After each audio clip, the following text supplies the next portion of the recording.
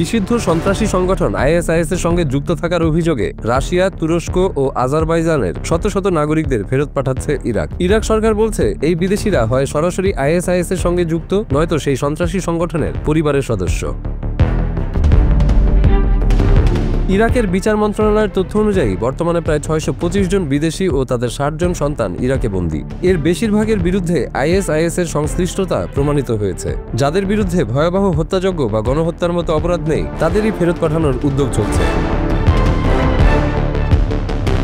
আইএসআইএস-এর উত্থানের সময় 2014 সালে মসুল দখলের পর প্রায় 50,000 বিদেশি জঙ্গি সিরিয়া ও ইরাকে প্রবেশ করে।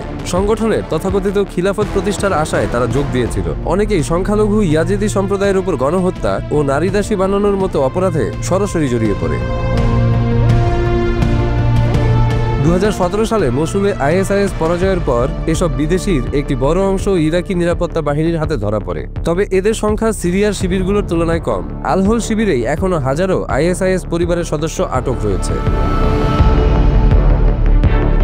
বড় চ্যালেঞ্জ হলো বিদেশি সরকারগুলো তাদের নাগরিকদের ফেরত নিতে অনিচ্ছুক। বিশেষ করে ইউরোপের দেশগুলো 8 বছর ধরে এ ধরনের দায়িত্ব নিতে এড়িয়ে যাচ্ছে। ফলে ইরাক ও সিরিয়ার উপরই এই বোঝা চাপছে।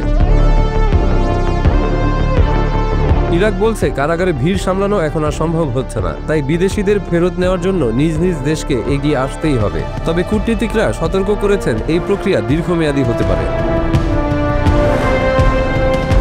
বিশ্লেষকরা মনে করছেন, এই পদক্ষেপ কেবল ইরাকের জন্য নয়, পুরো মধ্যপ্রাচ্যের নিরাপত্তার সঙ্গে জড়িত। কারণ যদি বিদেশি নাগরিকদের প্রশ্ন অমীমাংসিত থেকে যায়, তা ভবিষ্যতে নতুন করে জঙ্গিবাদের ঝুঁকি তৈরি করতে পারে।